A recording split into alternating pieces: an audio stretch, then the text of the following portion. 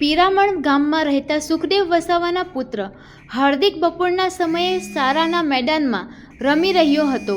આ દરમિયાન રમતગમત માટે બનાવાયેલો લોખંડનો રેક અચાનક ધરાશયી થઈ હાર્દિકના માથા પર પડતા તેને ગંભીર ઈજા થઈ હતી.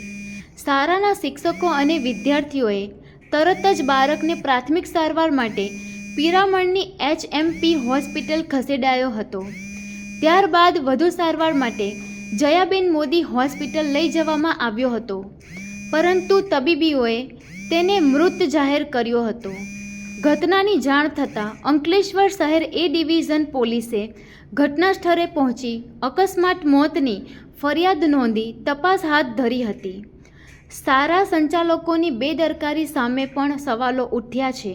બાળકના અકાળે અવસાનથી પરિવારજનોમાં શોકની લાગણી છવાઈ ગઈ હતી.